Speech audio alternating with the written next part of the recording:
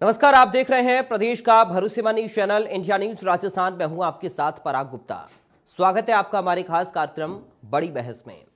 साल 1972 में शहीदों की याद में जलाई गई अमर जवान ज्योति को इंडिया गेट से नेशनल वॉर मेमोरियल शिफ्ट कर दिया गया है। यह अमर जवान ज्योति शहीद हुए 3500 जवानों की याद में जलाई गई थी, लेकिन अब 50 साल के बाद इस ज्योति का पता बदल गया है। कांग्रेस नेता राहुल गांधी ने इसका कड़ा विरोध किया है। उन्होंने ट्वीट कर कहा, बहुत दुख की बात है कि हमारे वीर जवानों के लिए जो अमर जवान ज्योति जलती थी उसे आज बुझा दिया जाएगा। कुछ लोग देश प्रेम और बलिदान नहीं समझ सकते, कोई बात नहीं, हम अपने सैनिकों के लिए अमर जवान ज्योति एक बार फिर से जलाएंगे। वहीं प्रधानमंत्री नरेंद्र मोदी का ये कहना है कि अमर जवान ज्योति की लौ बुझाई नहीं जा रही है, इसका सिर्फ नेशनल वॉर मेमोरियल में विलय किया जा रहा है। साथ ही इंडिया गेट पर अब नेताजी सुभाष चंद्र बोस की भव्य प्रतिमा स्थापित की जाएगी। अमर जवान ज्योति पर बीजेपी और कांग्रेस आमने सामने हो गए हैं। इस पर अब सियासी जंग शुरू हो गई है। तो इसी मुद्दे पर आज हम करेंगे चर्चा। हमारे साथ दो खास मेहमान भी जुड़ेंगे।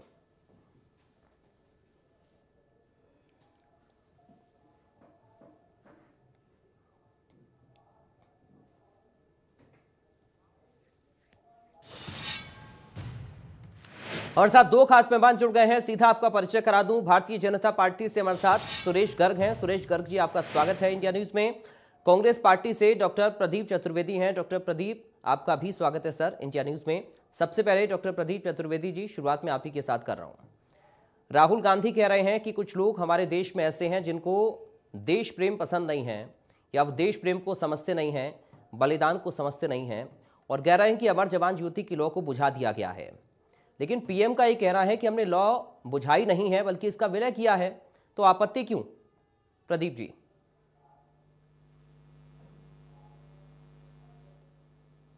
पराग जी, बड़ी विचित्र बात है कि जो लॉ जल रही थी जिन वीर सपूतों के सम्मान में, जिन सपूतों ने प्रथम विश्व युद्ध के बाद हमारे देश का प्रतिनिधित्व किया था और देश की रक्षा आन बान शान के लिए संघर्ष किया था, उन सभी के इस इंडिया गेट स्थित शिलालेख पर उनके नाम अंकित थे। वो भी एक पुराने समय के योद्धा थे और उन सबके सम्मान में 1972 में ये ज्वाला जलाई गई थी। और पूर्व प्रधानमंत्री इंदिरा गांधी के नेतृत्व में जब सरकार थी उस समय जनरल मानेकशॉ, फील्ड मानेकशॉ और भी थे। इसके साथ दलित नेता जगजीवन राम भी रक्षा मंत्री होते थे, वो भी इस समय उपस्थित थे। उनकी उपस्थिति में ये लॉ का प्रचलन किया गया था जी। पर सवाल यह कि अगर मान लीजिए नई सरकार, नरेंद्र मोदी जी की सरकार का कोई प्लान है या योजना है और शहीदों का सम्मान करना चाहते हैं, उसके अपने तरीके हैं, लेकिन किसी एक और राष्ट्रीय स्तंभ को उसकी ज्वाला को बुझाकर आप अपनी ज्वाला में उसका विलय करने का जो प्रयास कर रहे हैं, ये देश में नहीं दुनिया में अनोखा प्रयोग है। अब सवाल यह है कि जो लोग प्रथम विद्युत थे, अब तक यहाँ पर जो उल्लेखित थे 3500 करीब जो लोग थे, उनके सम्मान में ज्वाला जल रही थी। लोगों का एक भावना थी उसके प्रति, लोगों के मन में उसके प्रति आस्था भी थी। लोग जाते थे घूमने तो वहां पर आकर के वहां नमन करते थे। वो एक ऐसी स्थिति थी जहां पर देश का हर नौजवान, हर पर्यटक, हर यात्री अपनी सुविधा से जाकर के अपना जो है वो नमन और श्रद्धा अर्पित करते थे। पर सवाल यह है कि अगर आपको नया कोई बनाना भी था तो आप बनाते, उसमें हमें ऐतराज नहीं है। पर सवाल यह है कि इसको बुझाकर उसमें विलय कर देना, ये मैं समझता हूं एक दुर्भावनापूर्ण खेल है। क्योंकि प्रधानमंत्री मोदी जी की सबसे बड़ी जो विडंबना है वो ये है कि वो अपने इस प्रधानमंत्री काल में ब्रांडिंग करते हैं। वो अपने लिए उस समय की इंतजार करते हैं कि जो उनको नई उपलब्धि मिले, ताकि उनका एक शिलालेख उस नए स्तंभ पर बने, और उस शिलालेख के मोह में, उसकी उस मोह माया के चक्कर में वो सारे राष्ट्रीय इस तरह के जो स्तंभ हैं उनके साथ खेल रहे हैं। और ये भी उसी तरह का एक प्रयास है कि उन्होंने जो किया है। और साथ साथ ही नेहरू गांधी परिवार, चाहे वो जवाहरलाल नेहरू हो, चाहे वो इंदिरा गांधी हो, चाहे वो राजीव गांधी हो, उनके नाम का अस्तित्व मिटाने का जो आरएसएस का एजेंडा है उसको लेकर भाजपा आगे चल रही है। और मोदी जी उनके इस सपने को साकार करने में, इस नेहरू खानदान, हमारा जो गांधी खानदान है, उसको मिटाने पर तुले हुए हैं। ये उनका एक प्रयास है। और सिर्फ अपना महिमामंडन करने के लिए, चाहे वो संसद का नया बना रहे हो, चाहे राम मंदिर में जाए तो वहां जाकर के भी पूजा अर्चना कर रहे हो, जबकि वो देश के प्रधानमंत्री हैं। उस ट्रस्ट के वो न तो अध्यक्ष थे न कुछ थे, तो वहां जाकर के पूजा पाठ में बैठ गए।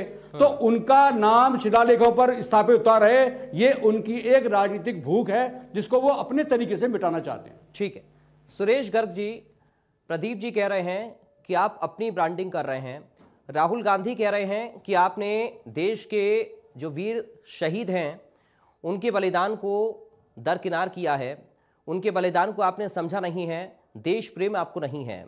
तो क्या ब्रांडिंग के लिए शहीदों की कुर्बानियों को भूल गए हैं आप, सुरेश जी?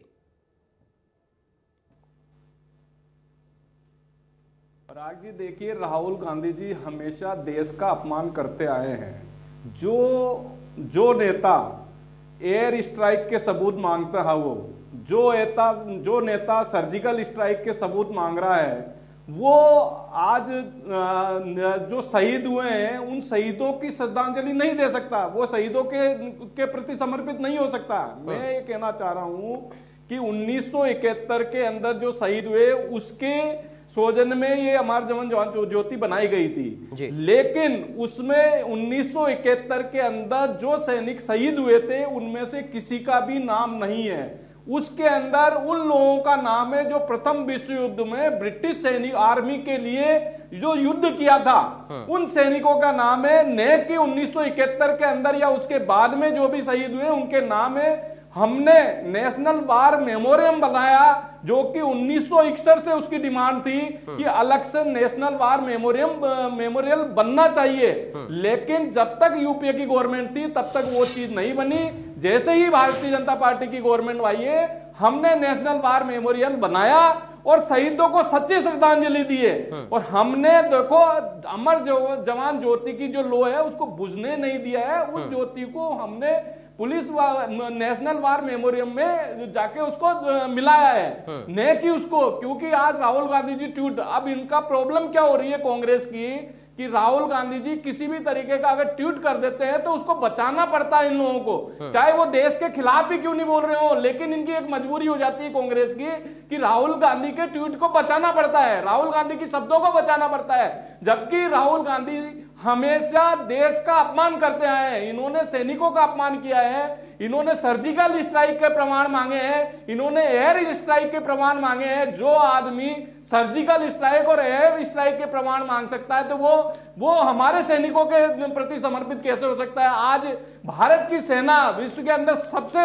सशक्त सेना है, आज बॉर्डर पे मजबूती से लड़ रही है। आज सेना को जो भी जरूरत होती है उसकी हम मोदी जी की जो सरकार है वो हर तरह की सुविधाएं दी जा रही है। तो कहां से हमने सैनिकों का अपमान किया? लेकिन कांग्रेस हमेशा सैनिकों का अपमान करती आई है और इसी वजह से आज इन कांग्रेस की दुर्गति हुई है कि आज हिंदुस्तान के अंदर इनका वजूद धीरे धीरे खत्म हो रहा है, विपक्ष का नाम लेने वाला भी नहीं हो रहा है, क्योंकि वो हमेशा सैनिकों का अपमान करती है।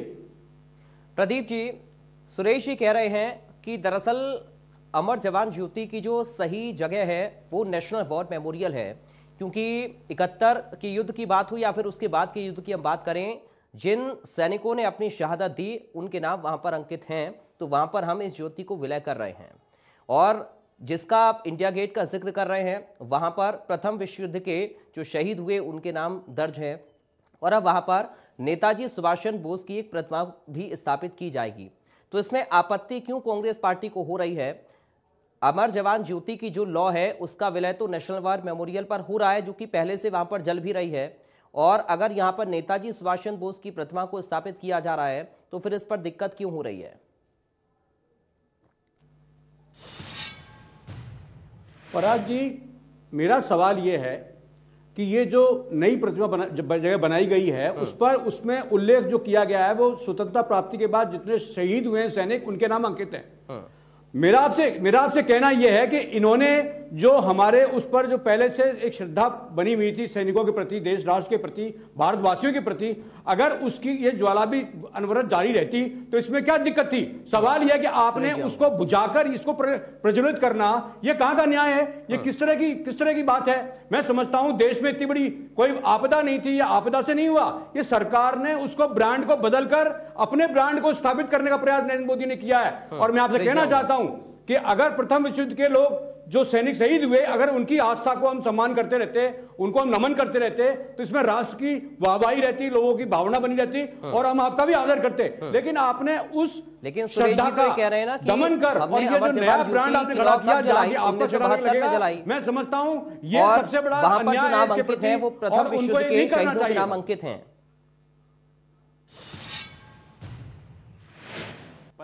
पराग जी, मैं इसका जवाब देना चाहता हूं। इन्होंने ये कहा है कि देश आजाद होने के बाद के सैनिकों के नाम है, जबकि अमर जवान ज्योति पर जो प्रथम विश्व युद्ध हुआ है या एंग्लो अफगानिस्तान का युद्ध हुआ है, उसमें जो सैनिक शहीद हुए उनके नाम है, जो कि जिसके बाद जब देश आजाद हुआ उसके बाद के सैनिकों के किसी के भी नाम नहीं है।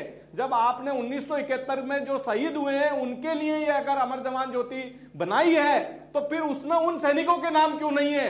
उन सैनिकों के नाम होने चाहिए। आज ब्रिटिश में जो किंग जॉन्स है उसका नाम उस अमर जवान ज्योति पे है, तो वो क्यों है? जब आप 1971 के अंदर जो हमारे सैनिक शहीद हुए थे उनके नाम होने चाहिए थे। हमने नेशनल वार मेमोरियम बना के जो शहीद हुए हैं उनके 26,000 जो सैनिक हमारे शहीद हुए उन सबके नाम वहां पर है।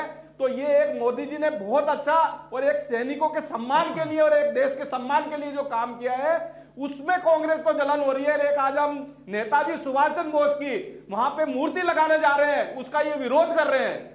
आप ये देखिए कि आज हम कह रहे हैं कि आप अपनी ब्रांडिंग कर रहे हैं, 125 जयंती जो मनाए जा रहे हैं उस पे हम उस पे ब्रांडिंग नहीं है, हम नेताजी की वहां पे मूर्ति लगाना चाह रहे हैं, तो उसमें कांग्रेस को आपत्ति किस बात की है?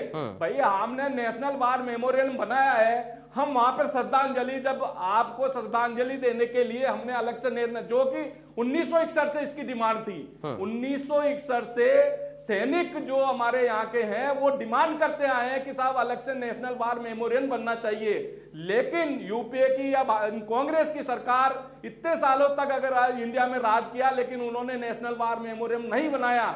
2019 के अंदर मोदी जी ने नेशनल वार मेमोरियम बनाया, वहां पर अमर जवान ज्योति की लो जल रही है, उस जो लो के अंदर ही हमने इंडिया गेट की लो है उसको विलय किया है। ये देश के सम्मान की बात है और वहां पर हम सुभाष जी की मूर्ति लगा रहे हैं, जो कि एक नेताजी सुभाष चंद्र बोस ने देश को आजाद दिलाने के अंदर बहुत योगदान दिया है, उनका योगदान भूला नहीं जा सकता है। उसकी मूर्ति लगा रहे हैं, उस पर कांग्रेस को आपत्ति हो रही है। लेकिन सुरेश जी, प्रदीप जी तो ये कह रहे हैं ना कि आप नेताजी की मूर्ति वहां पर लगाइए, प्रतिमा को लगाइए, लेकिन जो भी लॉ भी जलने दीजिए। आप लॉ क्यों आप बुझा रहे हैं? मैं लॉ उसके लिए अलग से बना दिया ना, नेशनल वार मेमोरियम। आज ब्रिटिश काल के अंदर किंग जॉन्स का उसमें नाम है, तो आप किंग जॉन्स के नाम को सम्मान दोगे या हमारे जो सैनिक शहीद हुए उनका सम्मान दोगे? अगर कोई वहां पे जाता है तो सबसे पहले नाम किसका पड़ता है? किंग जॉन्स का नाम पढ़ा जाता है। जबकि हमने जो नेशनल वार मेमोरियम जो बनाया है उसके अंदर जो 1947-71 जहां भी जब भी शहीद हुए 26,000 शहीदों के नाम वहां पर अंकित है, वहां पर श्रद्धांजलि दी जाती है, जो कि एक सैनिकों के लिए एक सम्मान की बात है। उस सम्मान को ये अवहेलना कर रहे हैं और ये कह रहे हैं कि साहब हमारी लोभ बुझाती है। अरे भाई, ये मोदी जी है, आज विश्व के नंबर 1 प्रधानमंत्री हैं जो कि देश के लिए जीते हैं, और आप सर्जिकल स्ट्राइक पे, एयर स्ट्राइक के सबूत मांगते हो, तो वो आप सेना के साथ कहां से हो सकते हो? ठीक है प्रदीप जी, सुरेश जी का ये तर्क है कि दरअसल अमर जवान ज्योति की जो असली जगह है वो तो नेशनल वार मेमोरियल है, और आप लोगों को आपत्ति इस बात की है कि बीजेपी सरकार में नेताजी की मूर्ति लग रही है, वो भी इंडिया गेट पर।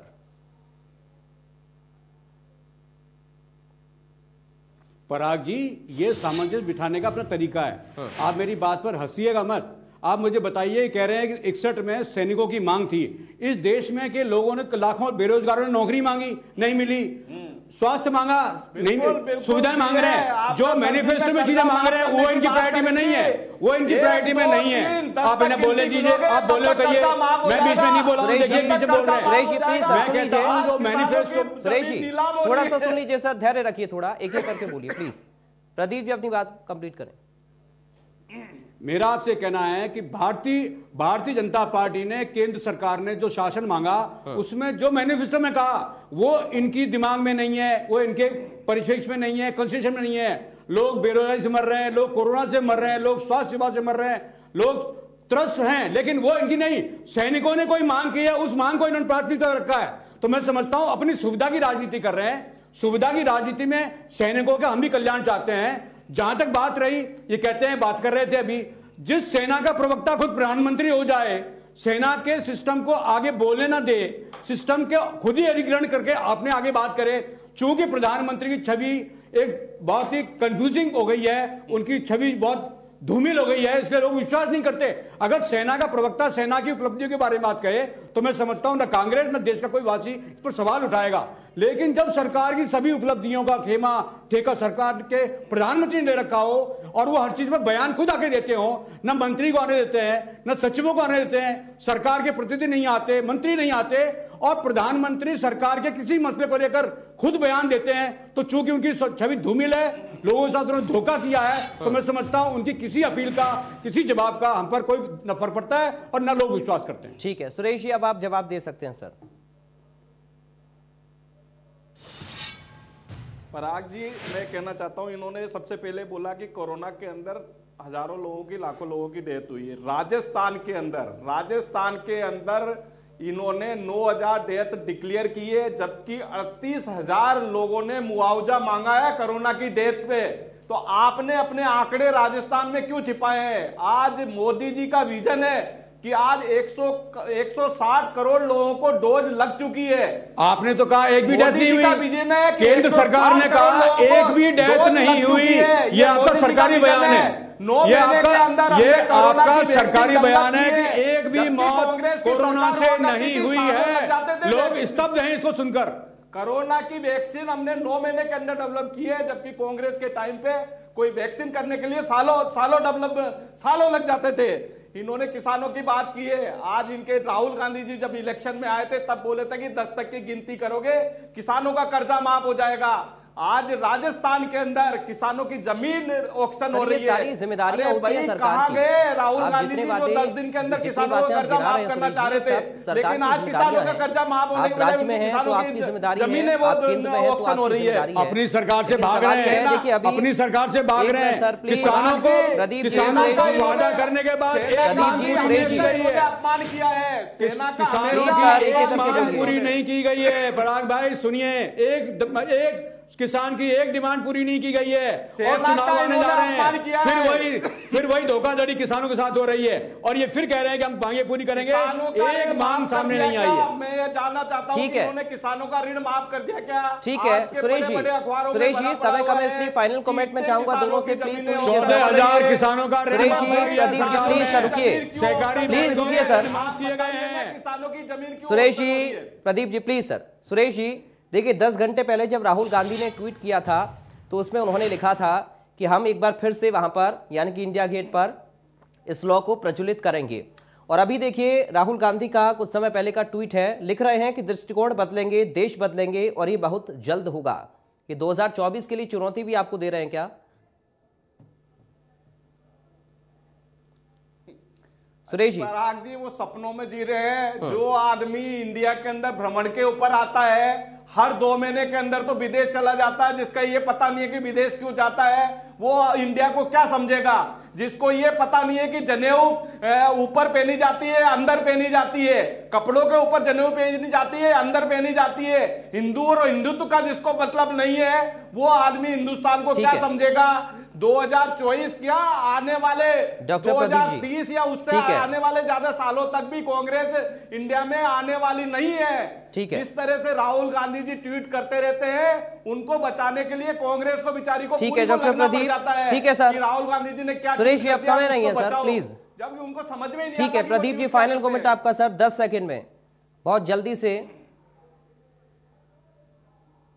देखिए, मैं तो फिर आपसे ये कहता हूं कि जो हमारी पुरानी जो परंपरा है और जो हमारी चल रही थी, और जैसा राहुल गांधी जी ने कहा है, मैं मानता हूं कि उन शहीदों के सम्मान को बनाए रखना जाना चाहिए। और जैसा कांग्रेस की लीडरशिप ने कहा है कि हम उस ज्वाला को बनाए रखेंगे, ये हमारा अपनी तरफ से प्रयास होगा, उनका सम्मान को बनाए रखेंगे। हमारे नए लोगों को सम्मान करने को उसको विरोधी नहीं है, लेकिन जिनकी ज्वाला बुझाई गई है हम उसको जलाने का अपना प्रयास करेंगे। चलिए, बहुत शुक्रिया डॉक्टर प्रदीप आपका, सुरेश गर्ग जी आपका बहुत शुक्रिया चर्चा का हिस्सा बनने के लिए। तो आपने देखा किस तरह भारतीय जनता पार्टी और कांग्रेस पार्टी के नेताओं में अब जुबानी जंग शुरू हो गई है अमर जवान ज्योति की नेशनल वॉर मेमोरियल पर शिफ्टिंग को लेकर। खैर, अभी इस मुद्दे पर और किस तरह की बयानबाजी होती है ये देखना और अहम होगा, क्योंकि ये देश से जुड़ा हुआ मुद्दा है, सैनिकों से जुड़ा हुआ मुद्दा है। इस पर अपील हम यही करेंगे नेताओं से कि बड़े ही संजीदा तौर पर बयानबाजी हो। नमस्कार।